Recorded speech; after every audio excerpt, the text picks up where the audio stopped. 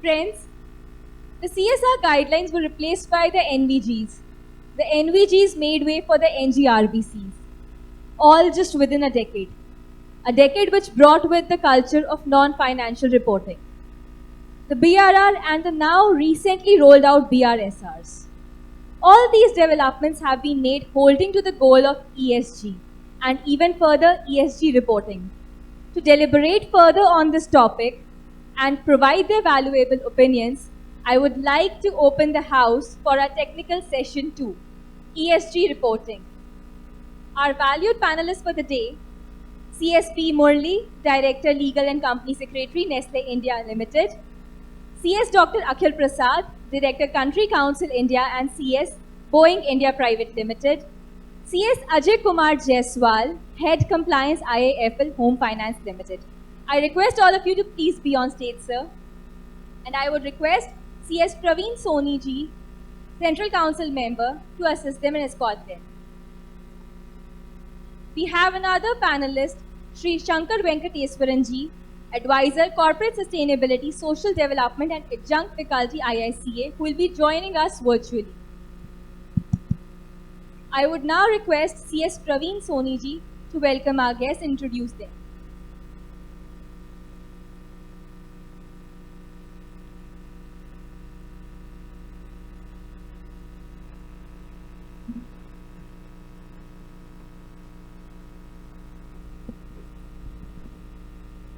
Good evening. A very good evening to all my professional colleagues, those who are there present in person, including around 2000 of colleagues, those who are doing this program by joining on virtual basis. Good evening to each one of you friends. It's a great pleasure to be in midst of this professional gathering in this event. Friends, while I was discussing just now in 2019, I conceptualized this idea and we come out with a request to the then President Mr. Ranjit Pandey that let us have a national conference for corporate secretary, those who are in employment, those who are working with the corporates, and after detailed deliberations into the Professional Development Committee and the Council, the then president agreed and come out with the idea, and then we hold the first national conference of corporate CS last year in Mumbai in 2020. Though it was in the first week of January, but it was for the year of 2019. In 20 we were unable to hold this because of the COVID and other reasons. But yes, we did this, and again Mr. Nagendra Rao, the current president and the vibrant president of this ICC, has agreed to hold this and making a continued program, and yes, this is the second national conference of corporate CS we are having. So friends, it's an idea to collect all the extreme brains that we have into corporates, and we are working there, including me, I myself being the only corporate council member into this ICSI, including to my western region from where I belongs. So friends, this is an idea to collect and bring all together this corporate CS breed, and let us have a good deliberations among the people and see how best we can perform and how fast we can deliver for the betterment and development of the profession and this governance professional, we can say. Friends, if I remember, Jamshedji Tata has said that more than 100 years ago that we do not claim to be more unselfish, more generous and more philanthropic than other public and other people, but yes, if we think we started on the sound and straightforward business principles, considering the interests of the shareholders, our own, and the health and welfare of the employees, and the sure foundation of our prosperity. Friends, it is well known fact that management plays a vital role in shaping the future of any organization and the optimum utilization of our all resources, hiding upon the efficiency of the management. The core of a successful management lies in the clarity of its vision and plan of action, and more importantly, the execution of the plan of action. And it is here the importance of corporate governance and ethics comes into being. The ESG reporting is one of the outcomes. Friends, there have been various national and international developments in the past decade that have joined businesses to sustainable and more responsible, prior being the United Nations guiding principles on the business and human rights. The term sustainable development became prominent after the Rio Earth Summit in 1992, which prioritized the global environment discussions and improved upon the initial framework introduced at the United Nations Conference on the Human Environment in Stockholm in 1972. The sustainable development in the summit was defined as a development which meets the need of current generations without compromising the ability of future generations to meet their own needs. The environmental, social, and the governance, that is the ESG reporting, it started in India in 2009 when the Ministry of Corporate Affairs issuing the voluntary guidelines on the CSR on the first step towards maintaining and mesmerizing the concept of business responsibility. Since then, the reporting has come a long way with the introduction of business reporting and the corporate social responsibility, integrated reporting, national guidelines on reporting, business conduct, and now business responsibility and sustainability reporting, that is BRSR, which has introduced by SEBI circular dated 10th of May 2021, replacing the existing BRR. Friends, the global developments such as the Paris Agreement on the climate change, the UN Sustainable Development Goal, and the increasing focus on the sustainability investing have led to review of the disclosure requirement under the BRR. The BRSR seeks disclosure from the listed entities on their performance against the 9 principles. These 9 principles echo the sustainable development goals and cover both the environmental and social aspects of the climate action. Friends, the responsible consumption and the production, gender equality, working conditions, all these are there. As we know that the BRSR is mandatory for the top 1000 listed companies by market capitalization for the financial year 2022-23, and for the current year 21-22 it is voluntary in nature. The sharp focus on ESG and developmental of the ESG reporting framework is in consequence of need for the building back better business ecosystems and bringing in resilience for the future. The growing importance of ESG report is supported by the fact that the investors and the other stakeholders are calling on the companies to disclose more about their sustainability and environmental, social and governance strategies. Due to increasing trends of ESG investing, the demand for non-financial reporting is also growing, and in this respect, the BRSR framework will set the stage for sustainable investing. Friends, today we are going to deliberate on the various issues and challenges into the ESG reporting and to discuss the futuristic perspective of the ESG reporting. Today we have with us the eminent and esteemed panelists, and we'll begin with our session from the speaker side.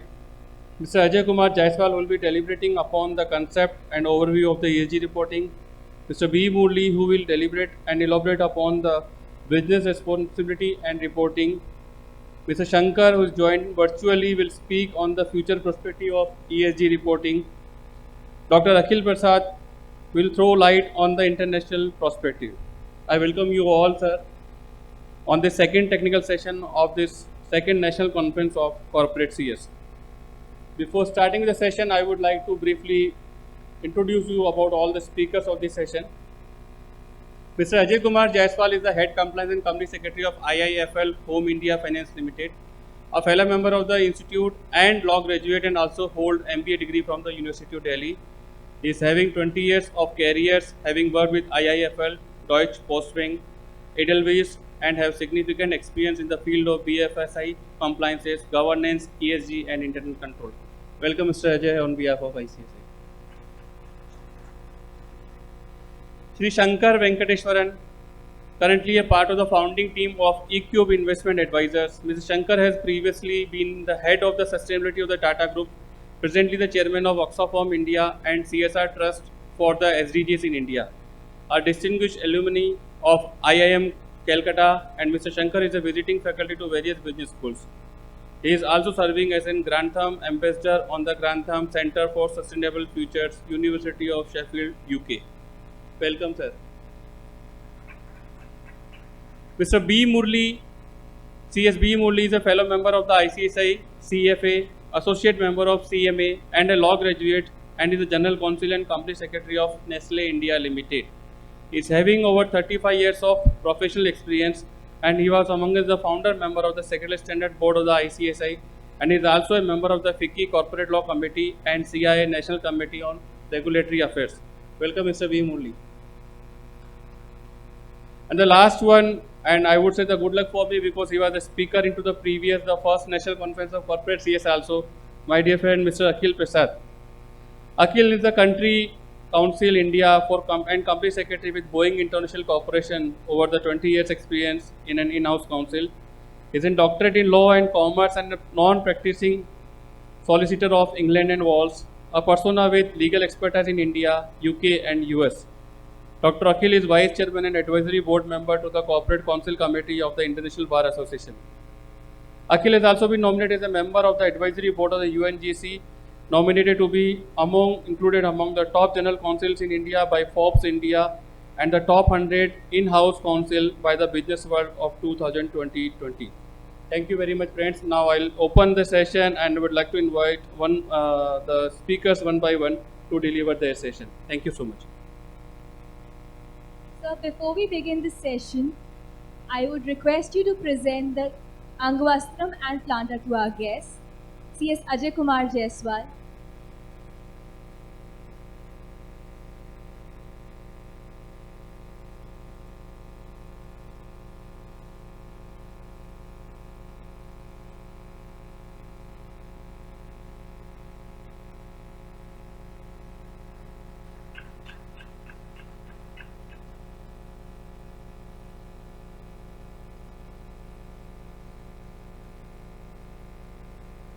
CSB Murli.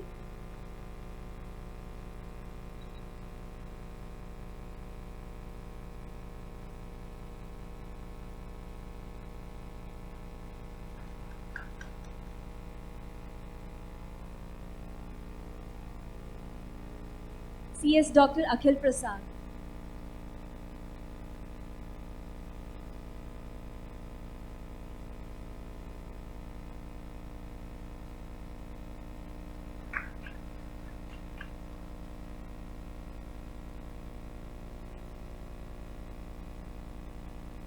And while we may not have been able to present the Angvastram and planter to Sri Shankar Venkateswaran, we welcome you with great warmth in our hearts. Over to you, sir.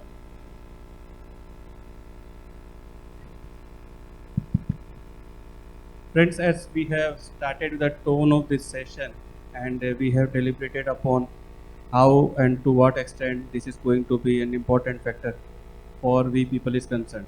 So we'll start with the session and I'll request all the panelists to kindly just have a 10 minutes of briefing and noting on a brief note about the topic and their particular part they are going to deliver, and later we will be having the question answer session. So Ajay, first I will request you to kindly brief and set tone of the session.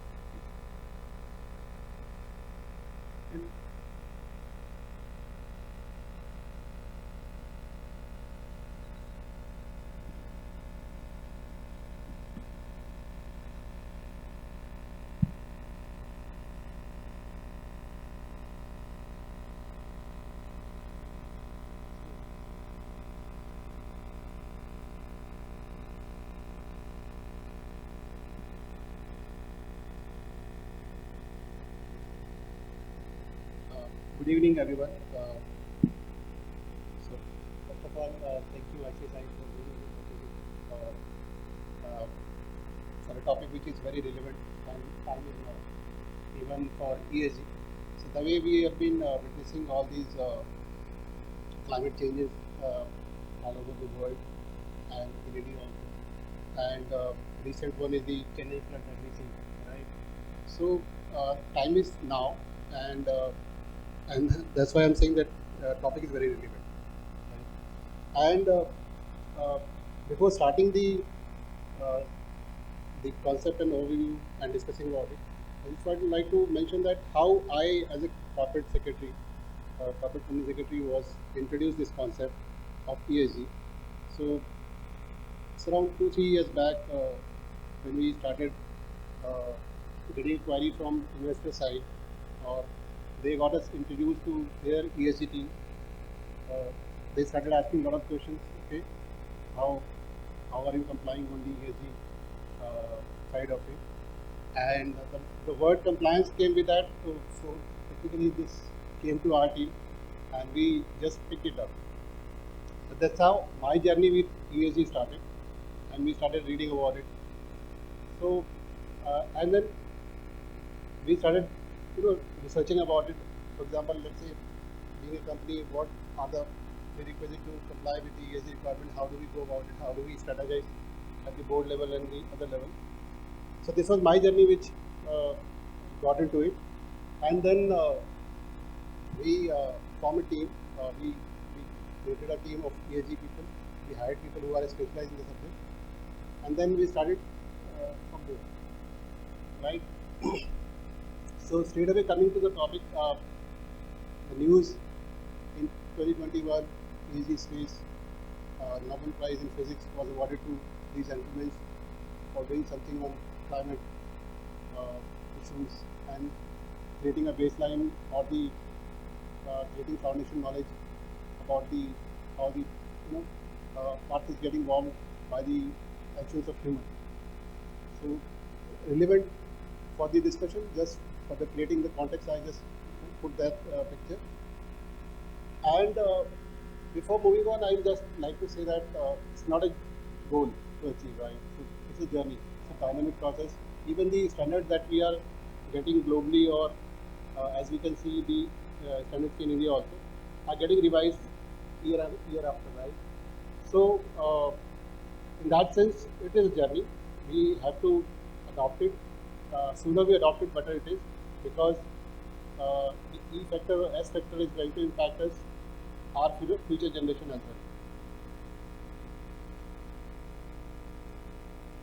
well. The three pillars, which is the part of ESG as a concept, are environment, social, and governance. So, normally the other element which is there in the E and S and G will vary from company to company, right? So, there are each and every corporate has to identify the material risk which is emanating from each of the element of it.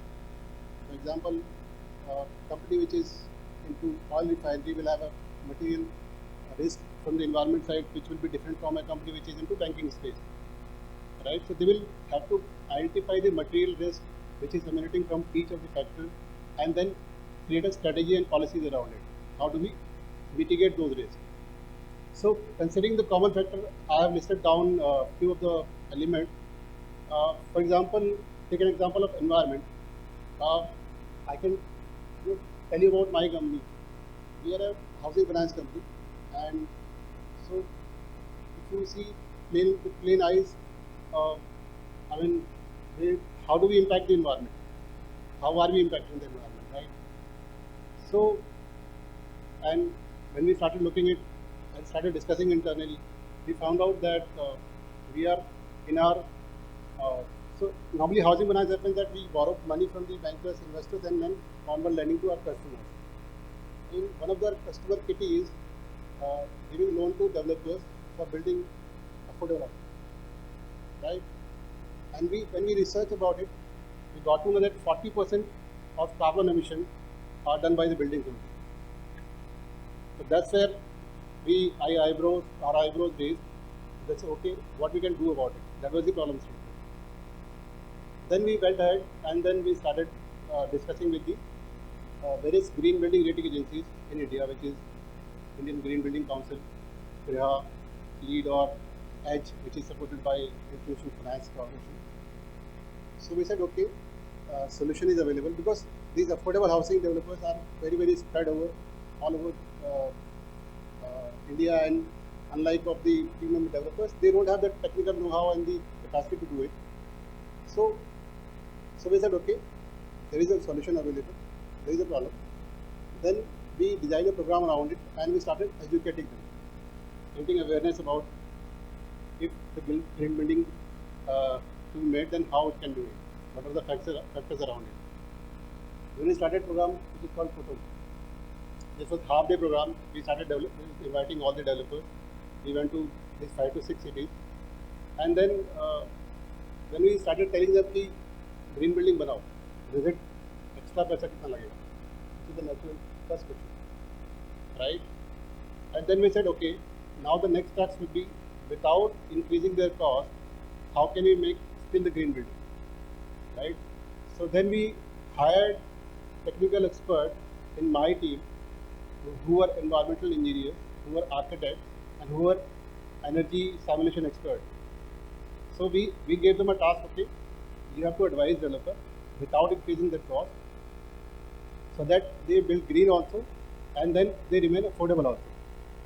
So they came out with the idea which is called Green Value Partner, and then we formed a team and we started advising the developer. And we told them, if you include us from the beginning at the design stage, then probably will help you in a way that your building will turn out to be green building which is certified by independent agency and your cost will not increase. So this is how we identified as a housing finance company a problem statement and how could we intervene and try to make an impact there.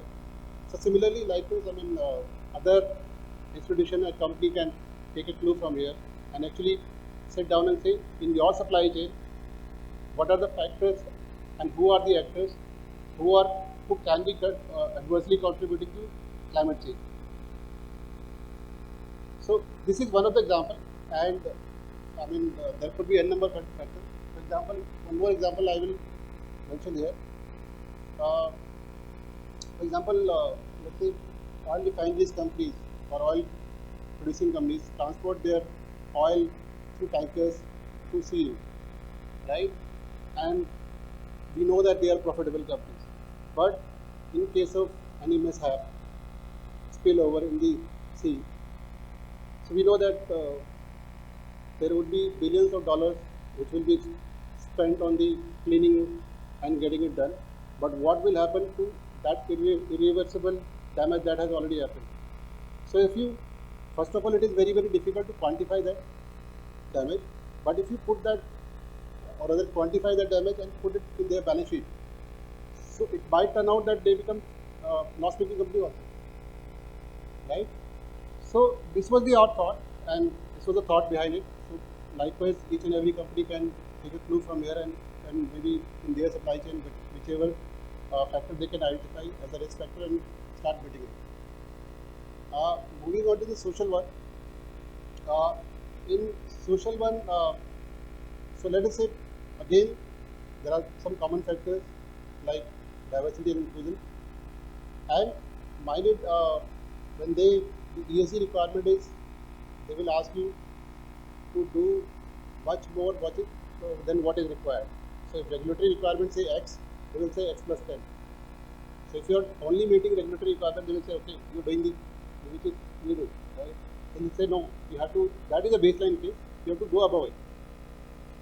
So, for example, diversity and inclusion, and normally as per the mandate we need to have one women director on board. So that was question put to us, why only one women director? Why not two? Why not three? So we didn't have any answer. But they will go beyond the baseline. And similarly, human rights was an important aspect, right? For us, our company, we never thought that human rights could be a key element to us, because our dealing with the customer day in, day out, we need to sensitize our team that how to deal with the customer on these aspects. And within the diversity and inclusion also, there are not only the gender issues, there are other issues also. So all these, if you take into the consideration, then it becomes a bigger chapter. And if I take an example of advising the developer and go one step further, that also puts a responsibility to us that we need to see the working conditions of the laborers or the workers who are working in the site of these developers. So then we went ahead and actually started training them also. We created a program around it. And we started having a day-long crash kind of thing at the developer site for the kids of the workers.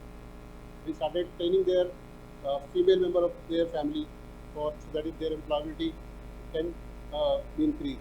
This is how we identified, and internally also we announced that our company will not be having or rather will go plastic free, right?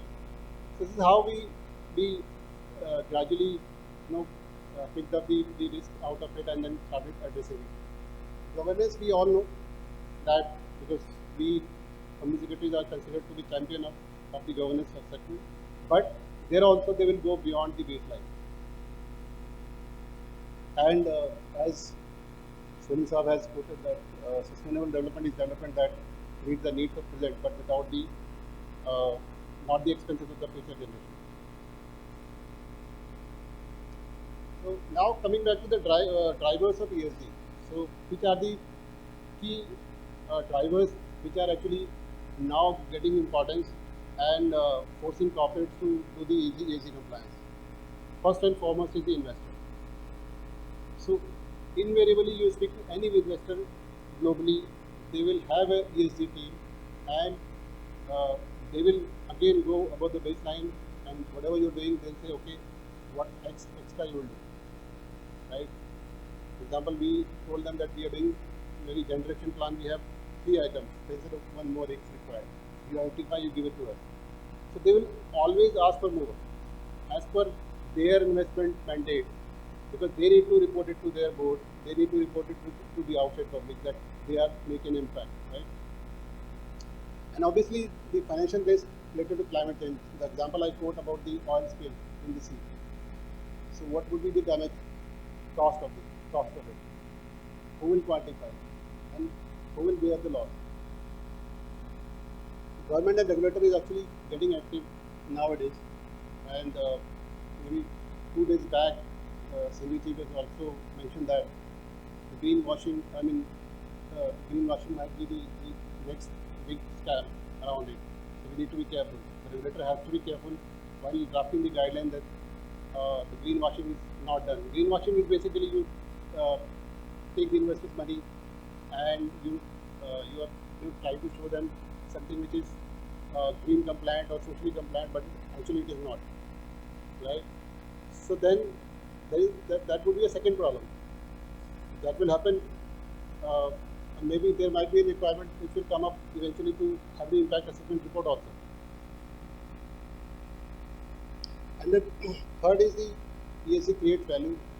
There are various reports which are out in the public domain which mentions that if you compare the companies which are into ESG compliant company and ESG compliant companies have performed better in terms of efficiency. Obviously, if you mitigate ESG risk, you are better compliant, future proofing is there, you are more sustainable, and it creates a lot of branding for you. Just to quote a number, global ESG assets are on track will be $53 trillion. It will be one third of global the asset, global asset in that sense, AUM from that perspective. So the quantum is huge, and investors are going, absolutely, they want to exclude compliance on this part. And obviously there is a journey around it. You cannot get it compliant in one day. You have to prepare a policies and you have to eventually get the company rated by one of the external agencies. But there is a journey towards it. This is just to quote it, Indian regulatory framework developed from 2011 to now BSR report, which Modi sir will be taking up.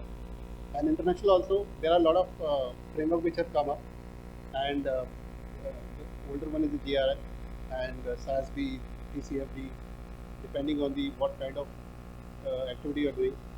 Generic one is the GRI. This is the important slide from the perspective of the corporate CEOs. If you wish to understand that how do you start the journey and where do you end it. Although it is a dynamic process, every year or maybe 2 years, 3 years, you have to look back about your strategy and see whether you need an improvement. But this is the journey about it. You have to start with the making a policy and process around it. Like I mentioned that you have to identify the risks, which are the potential and ESG risk for you. Build policies and process around it. Then next would be integrate with your all the department, all the functions, backward, forward, your supply chain, your suppliers, your customers, and then start collecting the data, monitoring the data. Because unless you can quantify, it will be difficult to justify the implementation. So you have to quantify. There will be control sheets which will be monitored on a regular basis. Then I would advise should be an internal external audit to be done, just to have the confidence of the investor committee or all the stakeholders. Because although it is not mandatory to have the audit as of now, but I feel that it is required, because eventual goal is to publish the report. So if you publish the report, which is an assured report, the chances of acceptability of reports are much higher. And then eventually there are companies, there are independent rating agencies which are now rating you on the ESG basis only. But they are rating, or you might not know that they are already rating you, because they will rate you on the basis of all the public information available about you, maybe published by you only, published by others on social website, people are talking about you. So basis that they will judge you and try to rate you. So whole idea is that you prepare a report, put it in public domain, continuously keep on analyzing your impact about it, and then put all these reports in the public domain, so that it is available for the rating agencies to rate and give you a kind of mark around it. Towards the conclusion, I would say that these are the GRI standard which is generally accepted by all the reporting agencies globally. We have published our first report last year, sustainability report, though we were not covered by the SEBI mandate, but then we went ahead and adopted GRI and published our first report. And just to create the context again, this is a decade of action by the UN SDGs. So we are contributing on the 9, 10, 11 and 13, which we identified, and likewise other companies can identify. But this is a very important aspect of it, that you start contributing and you start measuring it, and you start connecting with the overall global goal. That's it for me. That's it. Thank you.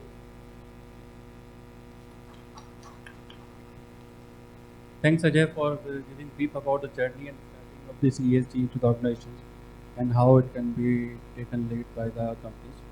I would now request and invite Mr. V. Punli to kindly please address on your part. Thank you.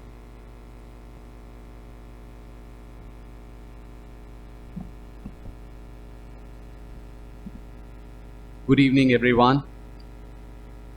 I would like to thank ICSI, chair of this session, Praveenji, for this session that I have got to address, which is close to my heart, and I'm sure would be to many of your hearts, and to share space with this very eminent panel.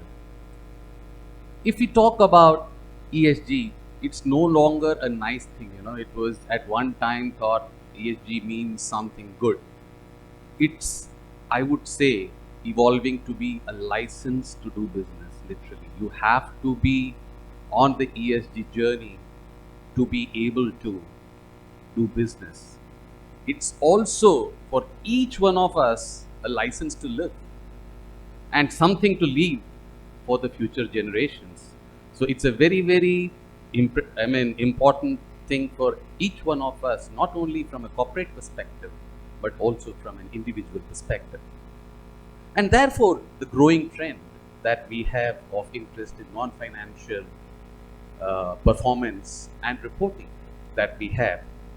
And this is already being done by many Indian corporates, what we call as sustainability reporting. And there are a lot of global frameworks already. Some of them have been referred, so I would not go back on them and repeat them. So when we come to BRSR, the Business Responsibility and Sustainability Reporting, the SEBI has on 5th of May 2021 issued the notification and then later come up with the circular. So this gives you obviously the format of the reporting, the guidance notes are there for interpretation and definitions. It talks about disclosures against the 9 principles of the National guidelines on responsible business conduct.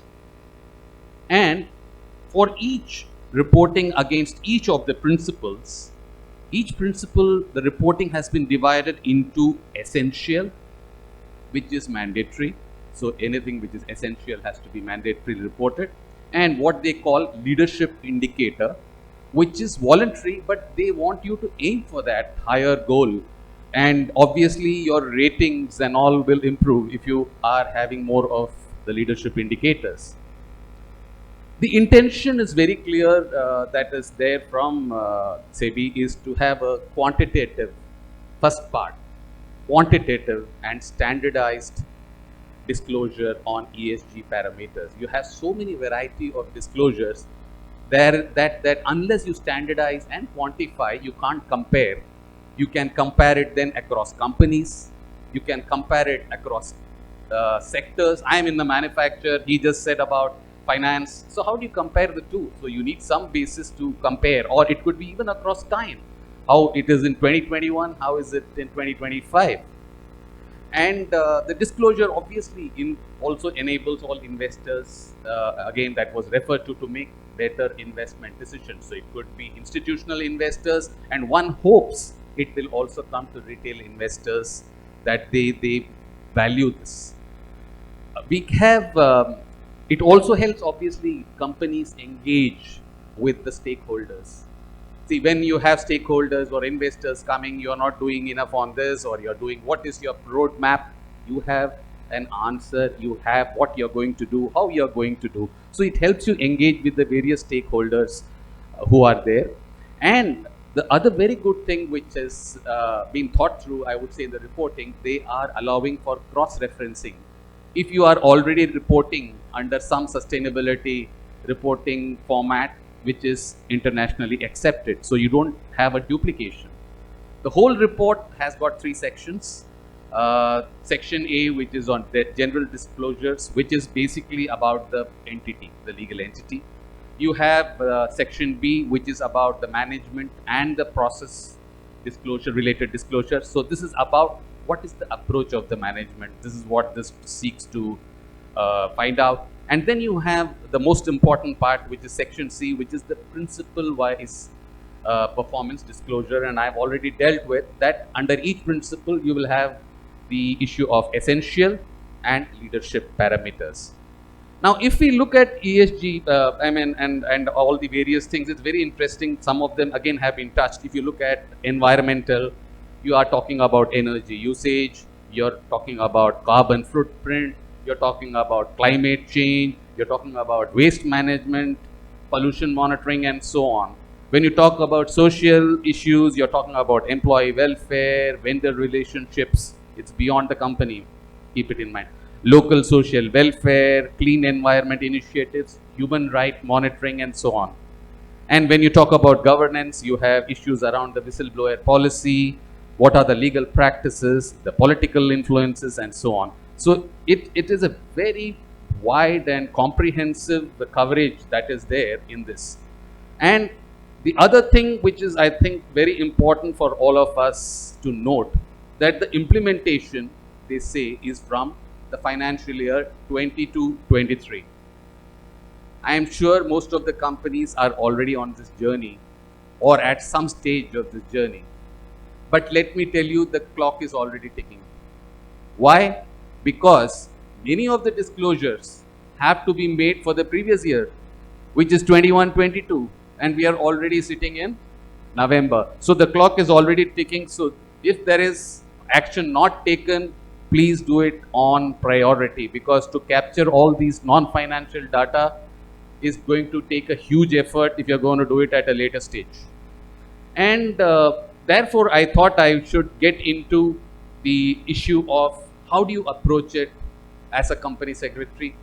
Obviously, I would say this could be, you couldn't have asked for anything more to do as a professional, that you contribute to a much larger cause of ESG. And you as the company secretary are going to funnel all these initiatives, which cuts across the company, entire value chain. This again was referred to. So you have right from if I take a manufacturing operation, it starts from the procurement. What are the items I procure? Raw materials I procure. How are they manufactured? How are they grown if they are agricultural raw material? What is the water consumption? What is the pesticide or soil, things like that. So you start there. They are transported. That transport involves issues of environment. Then it comes to the factory. The factory there you are manufacturing. The manufacturing process again involves lot of issues around ESG. Then it goes out again into the market, again transport. Then it goes to the retail. So you see the entire chain. There are every stage will involve some level of ESG. I mean, it could be various parameters. Obviously, it won't be the same. But amongst this, it could involve different elements that are there. And therefore, in approaching this reporting, first of all, you have to ensure that all the stakeholders are involved. It's not, you're not going to be able to do it alone. Nothing. Second, never forget, don't get into the trap of reporting. Ultimately, what is important is what you are doing. What is you're doing for the environment? What is the company doing for the social part? What is the company doing on the governance? So the outcome has to be positive, and that requires you to have the proper plan and objectives, and therefore the reference back again to what are the key issues for the company or the entity in terms of the ESG. What is the plan you have to address them? What is the time frame you have to address them? What are the measurement matrices you're going to have to address them? So these all would be very important to set up front. Otherwise, you will have difficulties when you come to the reporting part of it. You have to have, I would say, a very robust system to capture the data and report it. Now we can, for financial data, it is all laid down. But non-financial data, it's not easily, it may not be through your ERP for a beginning. The ERP is something which keeps the whole company connected. So you need to find mechanisms to capture the data. I was thinking at least to pick up something which is close to what all probably we would be doing, which is on complaints and grievances. Under the BRSR, you have to report the complaints and grievances on all the 9 principles if you receive.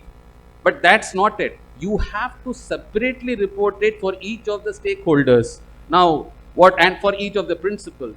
So, for what are the complaints that have been received from the communities? What are the complaints received from investors other than shareholders? What are the complaints received from shareholders? What are the complaints received from employees and workers? What are the complaints received from customers?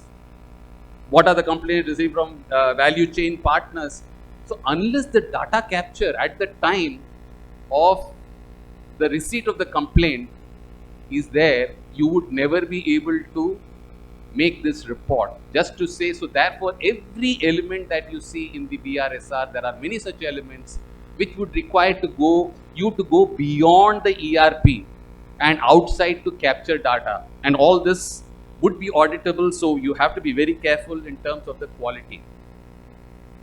And when we talk about data, again, it could be within the company. That itself, I am saying, in some cases could be challenging. It could also be beyond the company, outside.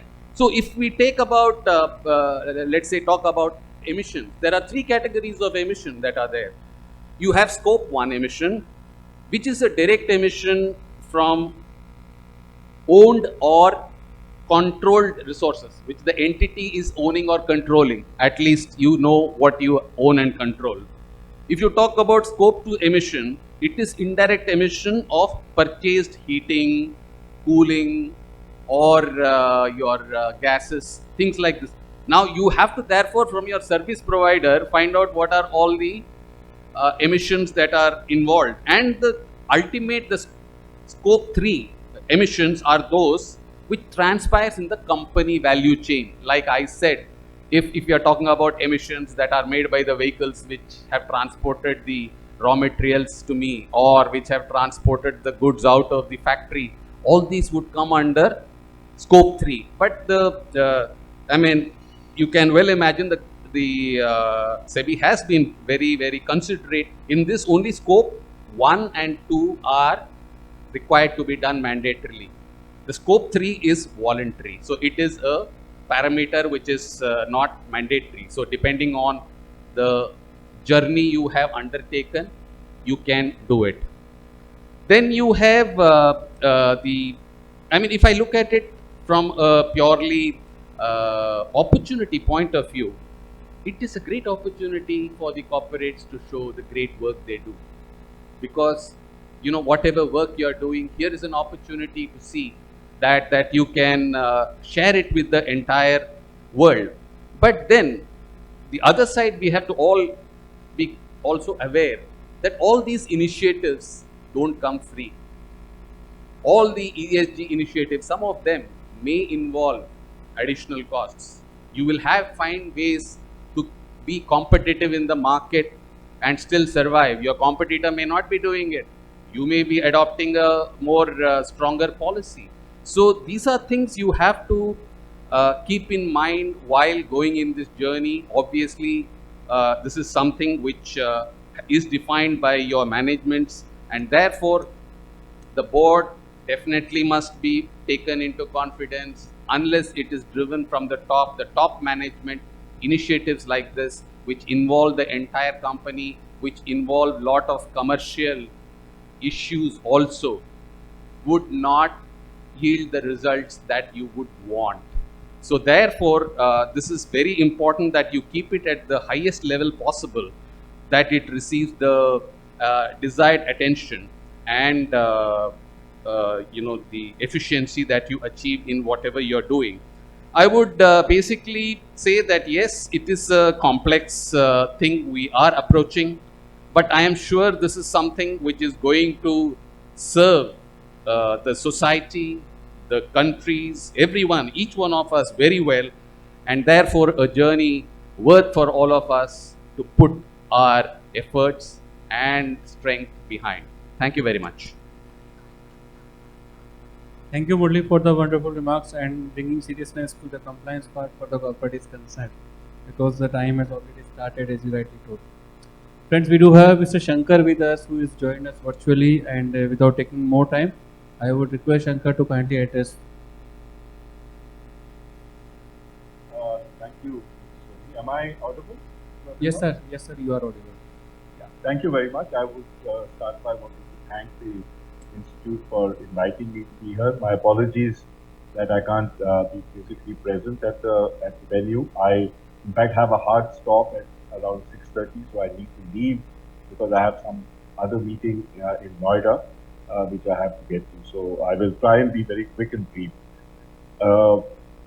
Let me start with just one or two points on what has been raised on the BRSR, which I found a very important and interesting discussion by both the previous speakers. And I say this because I was personally involved in both the design of the NGRBC and I was part of the committee that put the BRSR together. So it's always very gratifying to hear how the BRSR has been seen by companies. I was also involved in the NGT formulation and the BRR formulation, so I've been sort of engaged with this process for over a decade. Just two things on BRSR, on BRSR and sustainability in general. One is, I think Mr. Murli, you made a reference to the leadership and the essential indicators. I just wanted to point out also that the spirit of the leadership indicators is that in future they would become essential. So it's about providing a sort of a direction to companies, saying that keep these in mind. They are right now leadership because this is early days, but you know, after a point they will become part of what you will need to do. The other thing is, you know, it's always interesting to you know, that there are always discussions around the cost of ESG. And I think I've sort of been, as you mentioned earlier, Mr. Soni, I was the head of sustainability for the Tata Group, and this has been conversations we've had many times. And I think what I found the most effective to understand this is that the difference between a cost and an investment is the difference between the short term and the long term. And I found that CEOs who have a long term perspective on business think of ESG as an investment. And once you see it as an investment, which will therefore have a return, it becomes much easier to sort of make those decisions. But if you see it as a cost and there's something short term which will come out of your P&L this year, then it's always a very hard decision to make. So just a sort of overview of that, although this is not what I was supposed to speak about. What I've been asked to speak about is where is the ESG reporting headed? What is the future of ESG reporting? And before I get to that, I thought I'll just say a few words on the trajectory of this non-financial reporting in a broader sense, sustainability reporting. The trajectory is important only, the past is important only because that gives a sort of an indication to which way, why certain things are going to happen in the future in what way. So just very, very quickly, I think there was mention by you, Mr. Soni, as well as some of the earlier speakers about the Rio conference, which is actually a watershed conference, because that's when the whole understanding of sustainable development came into being, articulated in a very clear manner, and what it meant. One of the very interesting things that emerged from the Rio conference, remember it was a conference of parties, which means it was governments involved. Business was very minorly represented, but represented. Tata, for example, was there at Rio. But I think one of the things that emerged from that discussion was the idea of a triple bottom line. And translation of sustainable development to business to the idea of a triple bottom line was given birth to by John Elkington and others post Rio. And in fact, in many ways, that started this whole journey of understanding the non-financial reporting idea. Led by investors, I think that was already stated by the earlier speakers. And it's very interesting to also, I've had, multiple conversations with investors. I'm, in the startup that space. And one of the things that investors have told us, which I find fascinating, is that there are two emotions that guide investors. One is fear, and the other is greed. And this is told to me by an investor. And the fear is that the investment will go horribly wrong, and they will lose all their money. The greed is windfall profit. And what happens is that when you look at these two emotions in the perspective of ESG or sustainability, the first thing that investors see is companies that do not follow a sustainability path. Their investments are at risk, and that's their fear. And therefore, a lot of them pushing companies into looking at sustainability more seriously emerges from that. And from that, therefore, emerges the need for reporting. So a lot of the triple bottom line based or sustainability reporting has emerged from this particular set of emotions that investors have and pushing it. So if you look at GRI, you look at integrated reporting, the reporting framework, a lot of them are driven by investors around this. So investors play a very key role. But it's also important to understand that there are other stakeholders who also have been pushing this agenda. One very important stakeholder, which is not an important stakeholder yet in India, but certainly in the future, are consumers and people's movements. So if you speak to anybody in the apparel industry, the sports goods industry, they will talk about how their push into looking at sustainability, especially in the supply chains, and again, we made a reference to that in the context of BRSR, was triggered off by the fact that you had consumers saying, we are not going to buy your product because it is made through sweatshops and sweatshop labor. So what then started happening is boycotting of products, which led to companies having to fix what happens in the value chain and the supply chains particularly, and then not only fixing it, but also then making it transparent, making it open, and therefore reporting. So in many ways, not only investors pushed the agenda, but also consumers and customers pushed the agenda. And then a response to all of this was regulations. And regulations started to get tighter, export regulations started to, import regulations started to get tighter.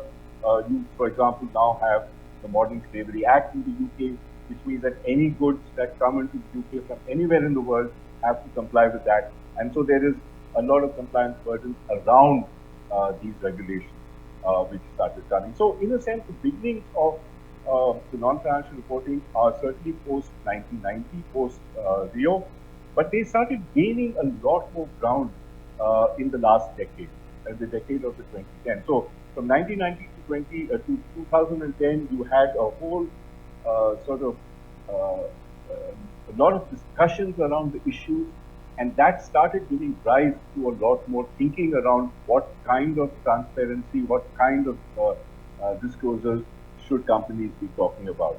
And then you had standards around it and so on. But what started happening in the 2010s was also the fact that, and again, the previous speakers spoke to this, the fact that the stakeholder model of business started to gain a lot more ground.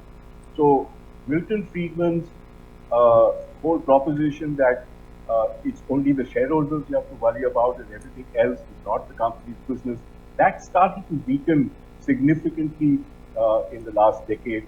In fact, then if you fast forward to 2019 and 2018, you have all large investors, BlackRock talking about stakeholders. You have a huge movement in the US, the sort of temple of capitalism, which talks about that you have to have a stakeholder view. Businesses have to have a stakeholder view to succeed. So you started having all of this, and therefore the understanding that companies started to build in this decade has been that reporting on non-financial starts helping many companies and their stakeholders. So it helps the reporting companies themselves. It provides the mirror in which they can see how they are doing and how they can accelerate the process of getting down the sustainability path. It's a feedback loop for the company itself. Of course, for investors and lenders, it is something critical. It's a pre-investment decision as well as a decision helps them decide how much invested they want to remain in the company after that.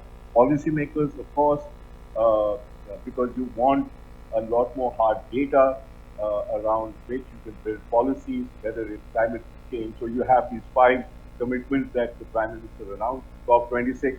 These need to then find reality in the way companies need to practice and run their behavior and run their businesses. So you need data to decide what kinds of policies to do. So reporting, in a sense, started to become more and more important for the whole range of stakeholders.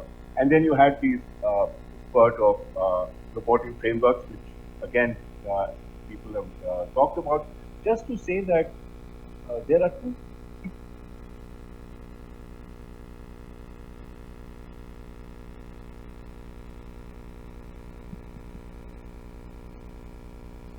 Compact, COP. These are all broad-based, across the board sustainability reporting. You then have also very specialized kind of reporting. So you have the TCFD, the Task Force on Climate-Related Financial Control, which is very much climate change focused. So it is narrow in terms of width, but greater in terms of depth.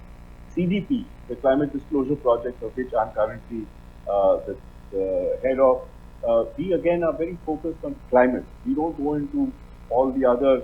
So we focus on, say, principles 2 and 6 of the NGRBC. We don't go beyond that. So you have broad-based ones, you have narrow ones. The broad-based ones are wide and don't go into as much detail as the narrow ones, which work on a few but go into a lot of depth. So it's important to understand that this has started to happen, and of course all the indices and so on. So one of the things that also has begun to happen, and BRSR is the precursor and, in fact, ahead of the game in that, is a lot of these frameworks, reporting frameworks, were voluntary. And now you're seeing the birth of a lot more mandatory reports. The BRSR is a classic example, the BRR is an example, the BRSR is an example. The EU, talking about mandatory reporting for quite some time. They have a directive on that. They have a directive for the financial institutions on reporting, making it mandatory for reporting to happen. Stock exchanges across several countries, Brazil, Malaysia, South Africa, I'm talking just the developing world, also have been mandating reporting to happen on non-financial or sustainability issues. So there's been a lot of this work that's been happening over the last several decades, but a huge amount just in the last decade that has started to push this agenda further and further. Now, where and now I'll come to the what I see are the future trends, and I'll end there. And I see five trends I think that will sort of define what will happen in the future of ESG reporting.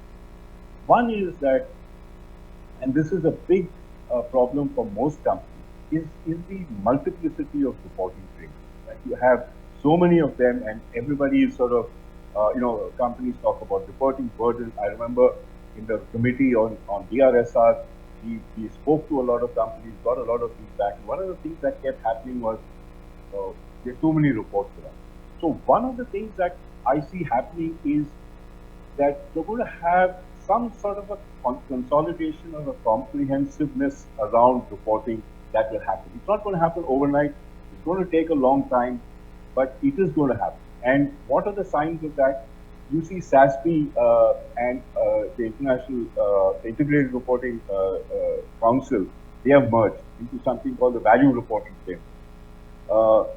In COP26, 5 of the big reporting frameworks, including CDP, GRI, SASB, have said that we are going to ensure there's interoperability between our reporting. So recognizing that you have a multitude, and how do we sort of make them talk to each other?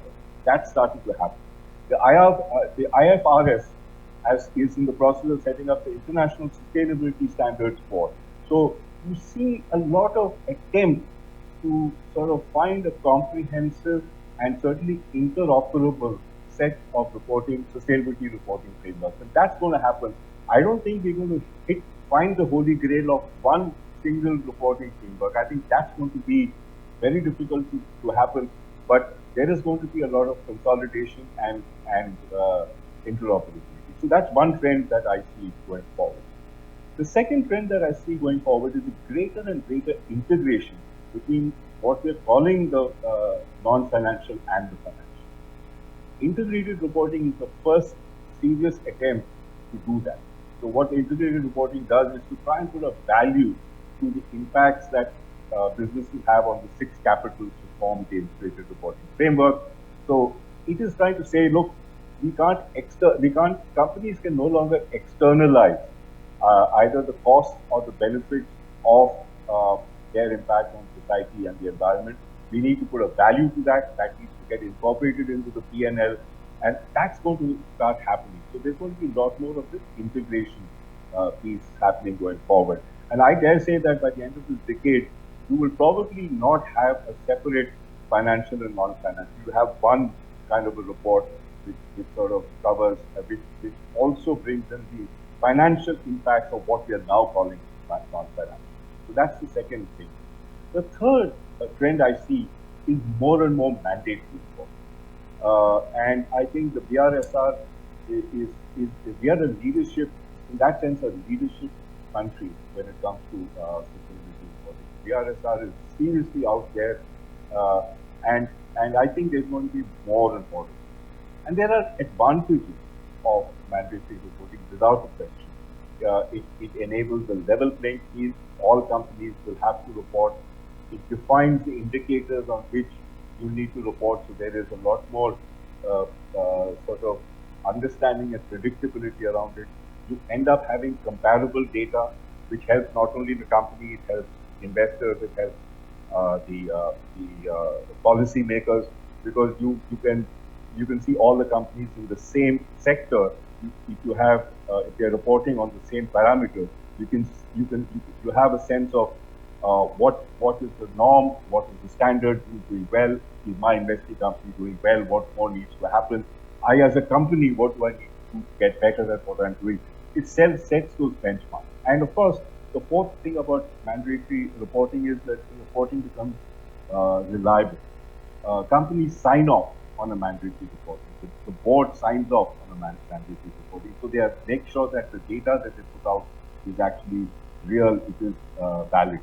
So mandatory reporting is the third trend, more and more of mandatory reporting going forward.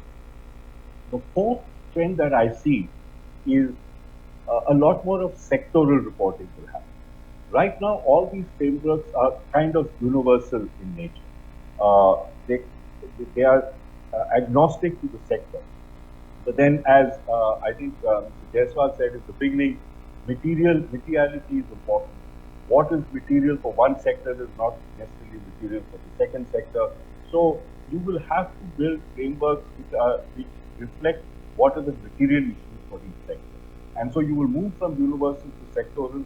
The BRSR actually envisages that, and in fact actively tells, the committee has said we need to faster and faster get to sectoral reporting. We need to create sectoral versions of the NGRBC and therefore sectoral versions of the BRSR. This is going to happen because the parameters are not universal. There will be some that will be universal, maybe climate change, maybe diversity. Some of them will be independent of which sector you are, but a lot of them will be sector specific. So that's the fourth sort of trend that I see. And the final trend that I see is that reporting has, almost by definition, is a historical account of what happened. But what reporting will start asking for is what is the future hold? What is your future? How do you see this going forward? What kind of targets do you have?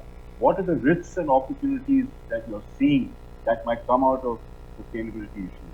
How are you going to deal with it? How are you going to mitigate these risks? How are you going to leverage these opportunities? What kind of investments are you going to make to enable this to happen? TCFD, the Task Force on Climate-Related Financial Disclosures, is one of the earlier sort of frameworks that talk about risk and talk about mitigation and talk about opportunity. So more and more of the frameworks are going to ask companies to not only report what happened, but what are their plans and how do they think about it. So this is what I think is the future. So more comprehensive, more integrated, more of mandatory, move from universal to sectoral, and move from a historical to a future strategy. That will, I think, define the ESG reporting going forward. So I'll stop there and thank you for your attention. And with your permission, Mr. Soni, if I may just sign off because I'm already running behind. Thank you, sir. Thank you, Mr. Shankar, for the detailed deliberations and informations about the ESG agenda. We would love you to be there, kindly be there, but if time permits, I would say we would have enjoyed your session. Thank you so much for this. Friends, I would like to invite now the fourth speaker the session, Mr. Akhil Prasad. So Akhil is with me, and yes, we are really willing to listen to you, Akhil. Over to you, Akhil. Thank you, Praveenji, and I must confess, this is such a wonderful day because we are back in person to meet each other, and despite a long wait of about 18 months, I would congratulate ICSI for this leap of faith that what we saw in January 2020, where we had about 700 participants, which was, I think, a benchmark conference for ICSI, and now bringing us together again, after we have been seeing 2 waves of COVID, but this is a leap of faith. So I think let us first all applaud ICSI for this effort. I would like to, my observation on this subject of ESG reporting is that before we report, I think the fundamental thing which as a company secretary we have to think about are the policies. because ESG are three separate divisions of environment, social, and governance. A reporting can only be successful if your organization has processes in place. So, for example, if I recall, when I started my career with Xerox, and Xerox was at that point of time moving from manufacturing. They started to manufacture the copiers. So earlier it was more of a import and sell, but then they really ventured into manufacturing in a big way. And we had a facility in Bombay, we had a facility in Rampur. Um, and then I think it was a joint venture between Modi's and Xerox. So the first fundamental thing that perhaps the promoters at that point of time thought about was it should be an environmentally friendly production. And what the joint venture did, the joint venture adopted the fundamentals of environment protection, which was prevalent Xerox worldwide. So I think the first and foremost thing was to put up systems and policies in place so that the manufacturing is in compliance with the environmental laws not only of India but also global. So unless we have that mindset and we have those policies, so what is the role of a company secretary in such a situation? For example, a Xerox's company secretary in say 1995 or 1993. So there was no mandatory reporting at that point of time, or the mandatory reporting was minimal. But the role of a company secretary was that whatever policies are of a technology provider to manufacture copiers in India, the plants, the manufacturing facility, the factories, the people who are manning those factories should have an international environment. This was 1995. And perhaps why only Xerox? We had somebody from Tata's who was just speaking. So what about the Tata facilities?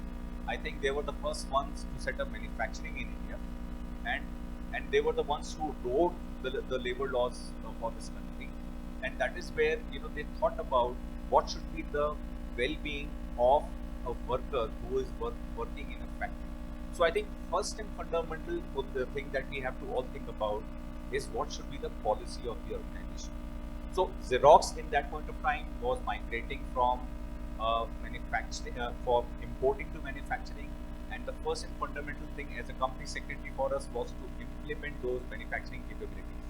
So then I moved to Electrolux, after working for Xerox, and the first and fundamental thing which Electrolux was grappling with was environmental emissions, because the refrigerators had refrigerants which were highly hazardous. And there was an Environment Protection Act which came into place, and it completely transformed the kind of refrigerants which were to be used for manufacturing of refrigerators, not only in India, but globally. And that was a thing which, as a company policy, across all manufacturing locations, it was required to change the refrigerants which were required to be put inside a refrigerator. So a global problem was put into place from the top, the headquarters, and translated across the world, so that the products which were being manufactured by Electrolux at that point of time are eco-friendly and compliant. And then the Koreans and the Japanese, when they came into consumer durable manufacturing, they raised the bar. They raised the bar in terms of having factories in India across the world which were of a similar nature.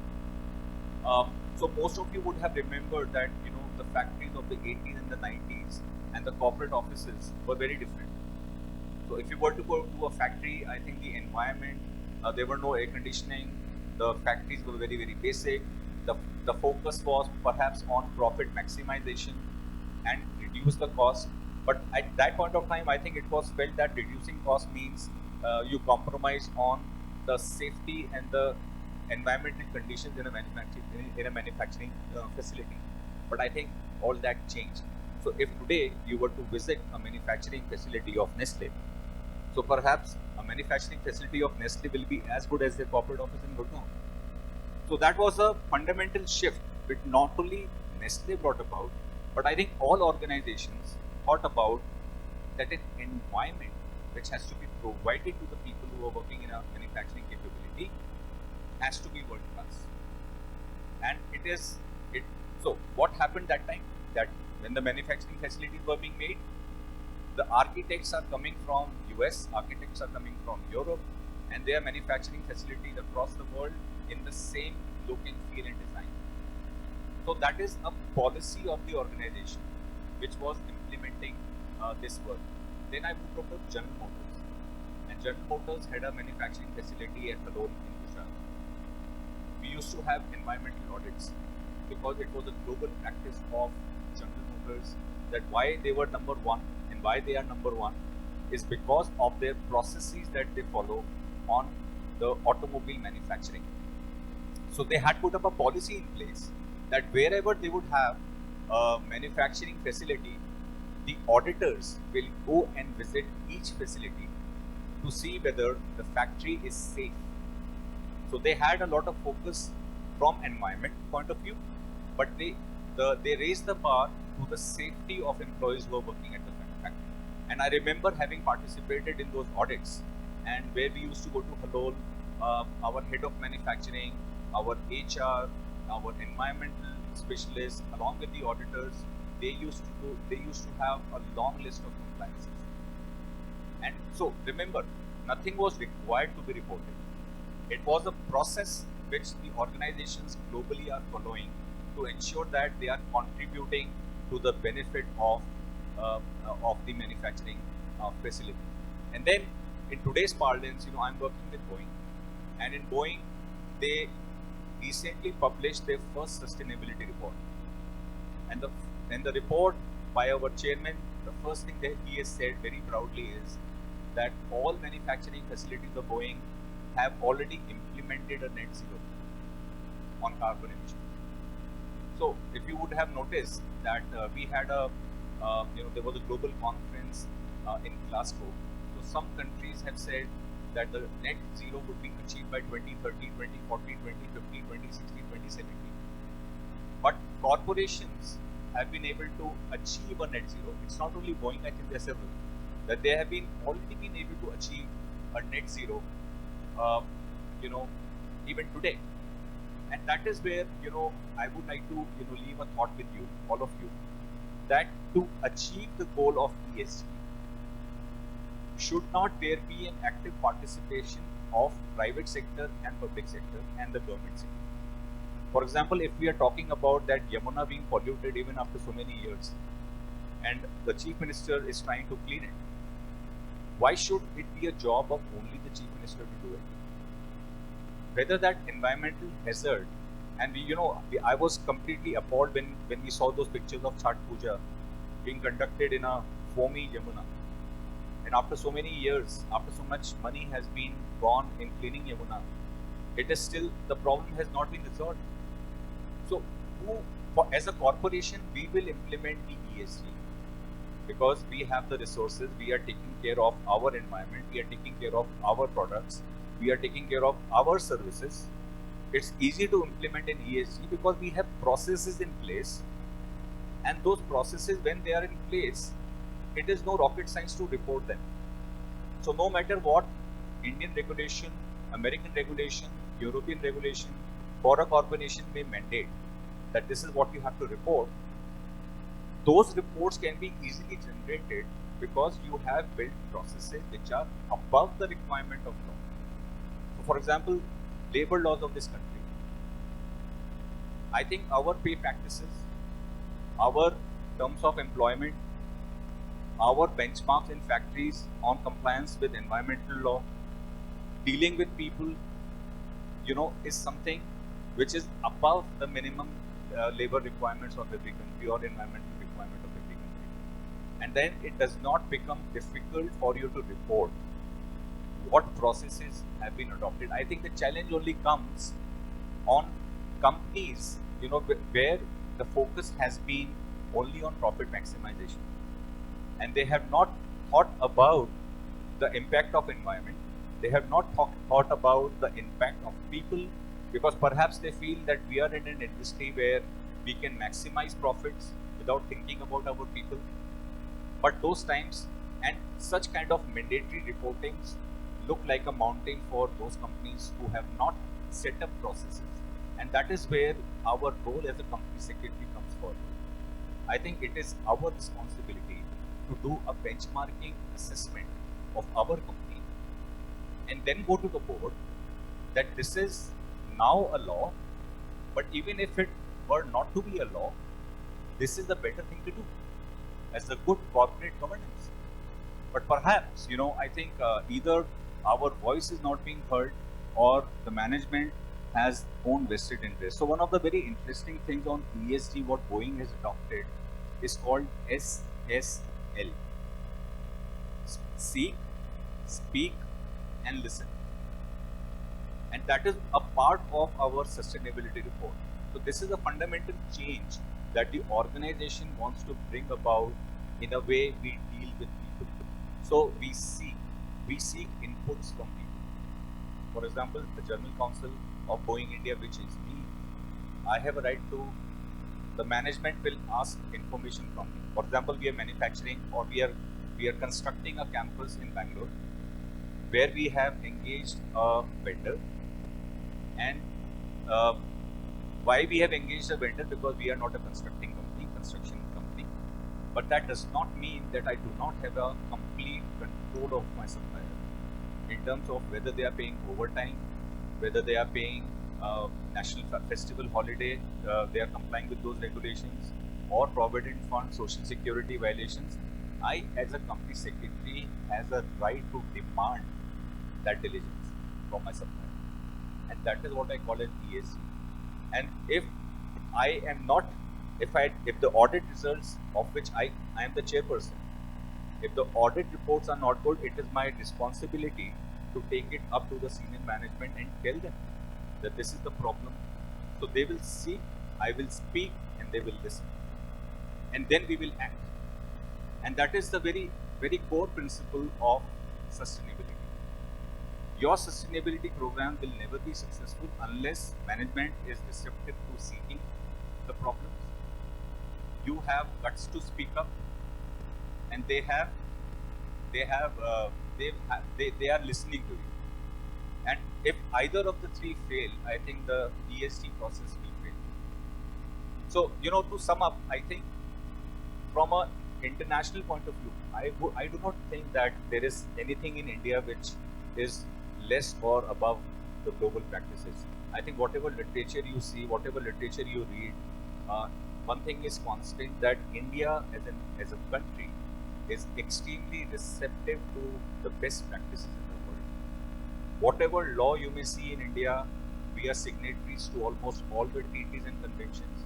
Our laws have evolved, our laws are international, and so we are open to, there is no major change between what is happening internationally and India. The only thing is, as company secretaries, as professionals of compliance, as professionals of governance, it is our responsibility to ensure, even if it is not required in reporting, that whatever is good for the organization needs to be done. So those are my points. Thank you.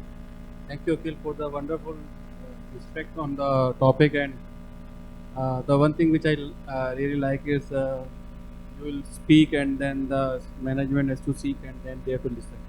That's the important thing, because friends, as we have here MOS also in the inaugural session, and if we see the idea how the India works or the government works, there are IS officers lobby whenever the government or let's say PM office or any ministry's office are looking for a job, they choose for one of the IS officer who is actually delivering in a perfect manner and he don't fear of anybody while delivering of his duties. So these all people have learned or have gone through the same process of selection and studying and all that things. But some of them are actually coming with an hard stuff and they say, yes, I cannot compromise with the responsibilities and duties that are assigned to me. I will not compromise with the compliances, whatever may, even at the stake of my duties or my job also. So I think that kind of courage we need to have while responsibility or while complying with the responsibilities into the organization. So thank you, Akhil, for the wonderful insight. And now I'll take some of the questions because the time is limited again. I'll take some of the shortlisted questions I do have with me, and then I'll call upon the people from the open house. I do have first questions to you, Akhil. We have sustainability. We have seen the sustainability at Flipkart, wherein they have achieved nearly 100% in use of the single-use plastic in their supply chain. In what ways are businesses integrating in ESG into the company's business, and how ESG is going to shape the future of business? I think it's a transformatory aspect, ESG. So, if I can be specific about our company and if I can give examples. So, our company, you all have seen that in 2018 we suffered two massive crashes, Lion Air and Ethiopian Airlines.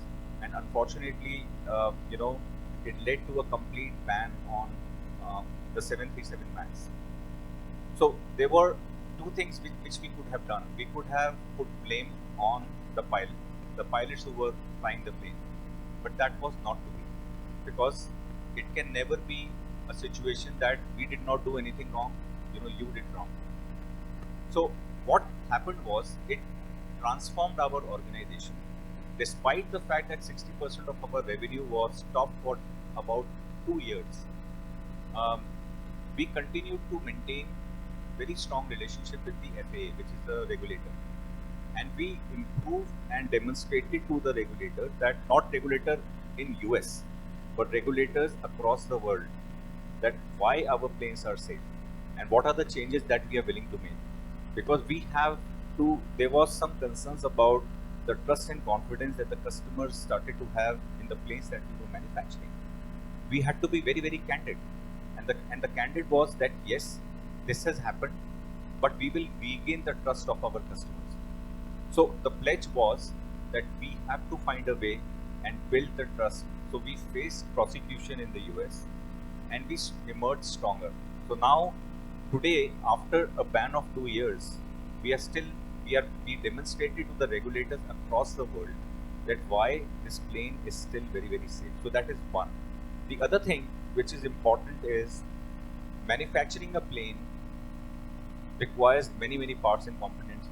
So I think Boeing was the first company to completely transform from the various hazardous parts to composites in terms of manufacturing and making lighter planes.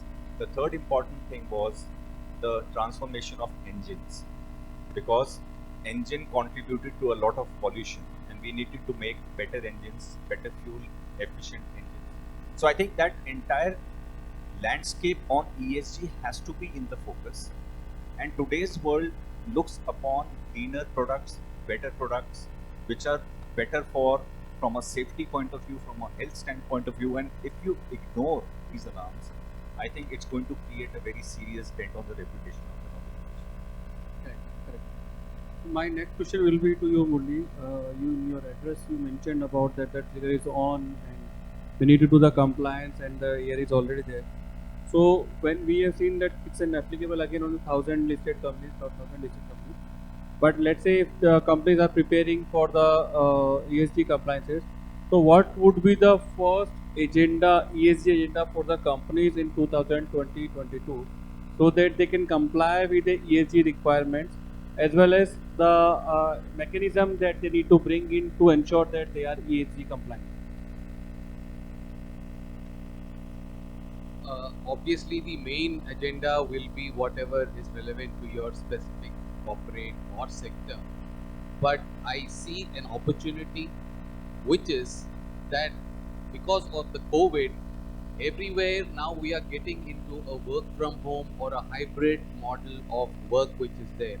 So companies could use this as a way to reduce the carbon footprint, because if you're going to have offices where people don't have to come every day, you have work from home some days, you can come to offices, you would have an overall positive impact or a reduction in greenhouse gases and things like that.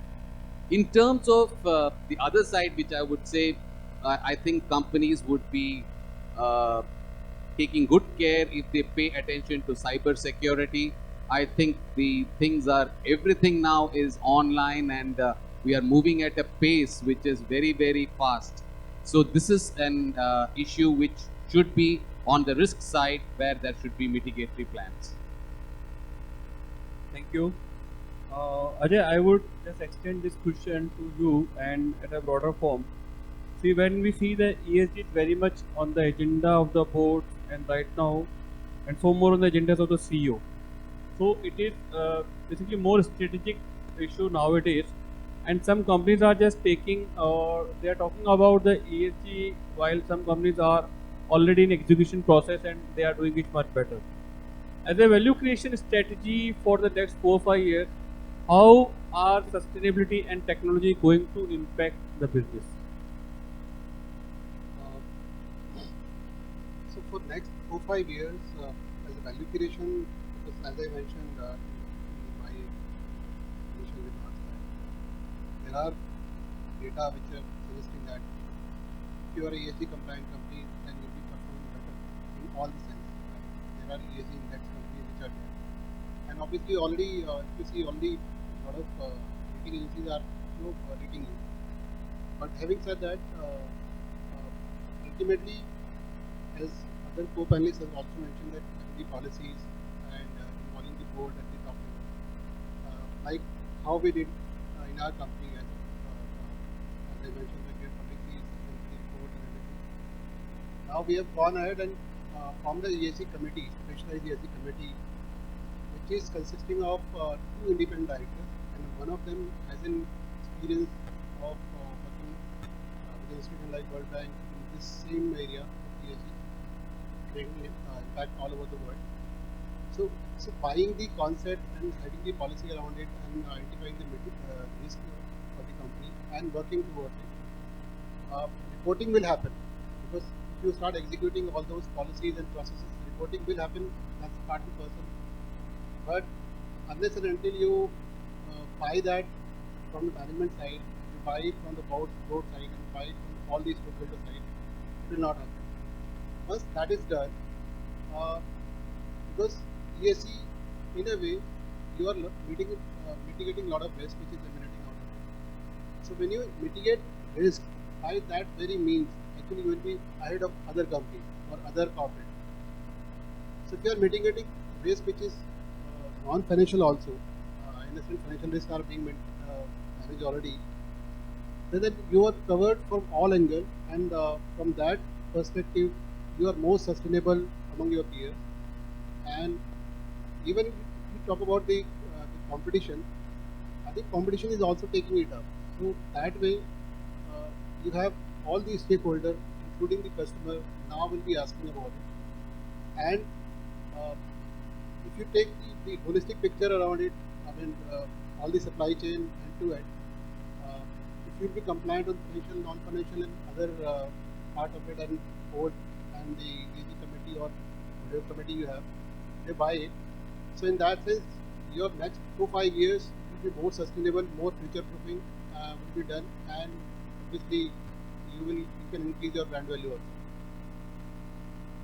Thanks, Ajay. Thanks. Murli, I believe you must remember that nowadays the says is that the compliance is not a cost, and if you feel, then let's do a non-compliance. You will come to know. So the same pattern, when we see that ESG spending in India has seen a rising in trend, has become increasing, I think, at the rate of 40% in each year. So the consumer today are more aware about the sustainable brands, and ESG can no longer be seen as a cost. So it is to be perceived as a value creator or as a differentiator. How does one can bring about this behavioral change top down among the corporates? I think, first of all, in terms of with strong communication with the consumers, if you are, for example, sourcing coffee like we do from sustainable sources, we do have to communicate to the consumer that this coffee that you're having is having coffee beans which have been sourced from that. It is going to be a journey for the consumers to come up to speed with it. It's going to be a journey, but we will have to travel that journey. And as Mr. Venkateshwaran said, it's an investment. It's not going to happen immediately. They may not realize the difference. So that journey is there, and that's the way I see corporates all falling in place. Because you see, ultimately, if it is going to remain a compliance, it's going to remain a compliance. But only when the need comes from the consumer that I need this and they value it, that you actually will see these things really happening in spirit also. Thank you. Akhil, I would like to have this last question from you, unless we have other questions from the panelists. How about the environmental forces and recent event impacting the governance model, and whether the recent Amazon rainforest burning call for a reform in adoption of the global governance standards? No, I think why only Amazon. I think even if you look at the data privacy issue of Twitter or Facebooks and others, I think these are all transformative changes, and you can't ignore people's reaction. People react. So if I have to open a WhatsApp account and if I have to sign up a disclaimer, there are reactions. If my privacy is compromised on Facebook, there are problems. If I am sourcing products from a country which is not good on, which is not taking effective efforts on child labor or human trafficking, there are issues. I think there are enough consumer groups who will ban the products. So I think this activism is for real, and which I think is a part of us as governance professionals, that we have to keep the board apprised of such developments. So what may happen that some of the boards, even if they are aware of this, they will not take any action. So that's what I said about seek, speak, and listen. That it is our responsibility as a governance professional to ensure that the management and the board and the regulators are in sync.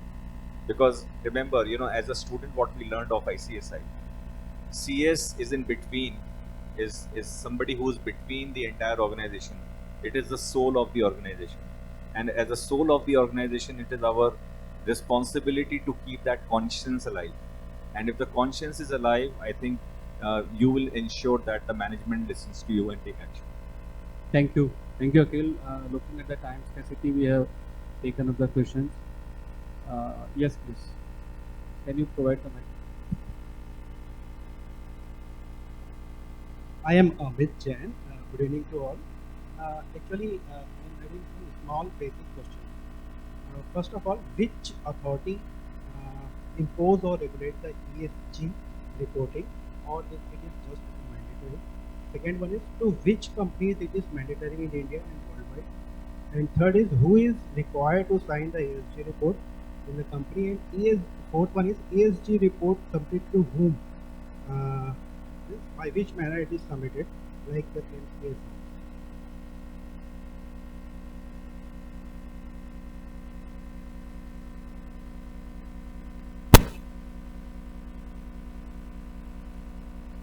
Okay. So this has been notified by the Securities Exchange and Board of India and Regulation 34. So this is a listing regulation, LODR, listing regulations, LODR. So it is a compliance under that. It is applicable as of now to the top 1,000 companies by market cap, listed companies. And then the third thing you said was on who can sign. It does not say directly who has to sign, but they do say that whoever is senior most, please indicate who is responsible for that. But this being a part of, I assume, annual report, this would, like all other documents, be also authorized by the board of directors. So this would, I guess, be signed by the managing director, chairman, whoever is otherwise signing. And the last part was to whom. This will be a part of the annual report. It will be a part of the annual report, but this is not an MCA compliance. This is a LODR compliance. And on a now also BRR is to the under the listing regulations. On an international perspective, companies are appointing the chief sustainability officer. So our company has a chief sustainability officer who, along with the chairman, signs the sustainability.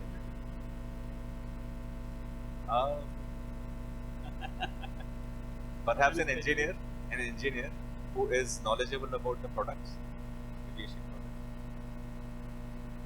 products. Thank you so much. Thank you. Thanks for the wonderful participation, friends. There, your question is not taken up. Just one last question, very quickly, without taking much time.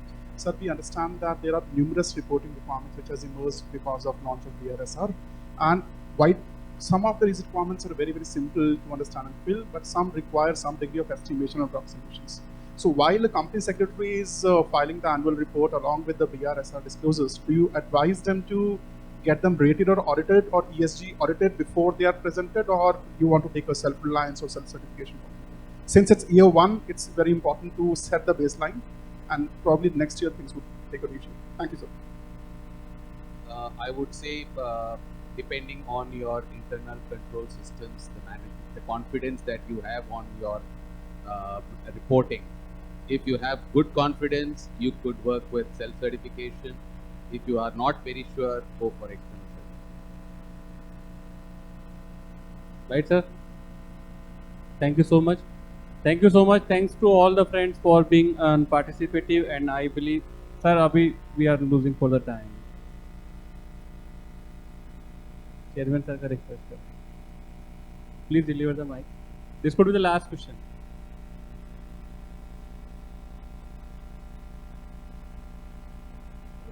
Sorry, I don't have any questions to ask. I have to add. Yet, NBFC are the first company to publish its BRSR for this year. For 2021, we have already published our BRSR on a voluntary basis. And this question about the assurance, what we have done, we have asked our internal audit department to certify each and every the data point. There are 150 data points in our report, in this report. So we have asked our internal auditors to verify it. From the next year onward, we have appointed an external agency who would give us an assurance about it. Excellent, Ajay ji. Excellent. Nothing more. Thank you so much, friends. Thank you. And I'm sure this session would have served an apt intellectual platform for the participants to understand the various aspects and perspective of the ESG reporting with the roadmap for the opportunities and responsibilities for the company secretaries being the compliance officers. With this, I would like to thank to all the panelists and delegates for patientful hearing and participation and active participation during the program. On behalf of the Institute, I am thankful to you all for the wonderful participation. Please kindly applaud for my all panelists for the wonderful participation. Thank you so much. Continuing in that spirit, I would request CS Suresh Pandey, immediate past chairman NIRC, please come on stage. I would request him to present the Shaheed Ki Beti certificate to CS Ajay Kumar Jaiswal. CS Praveen Soni to please join.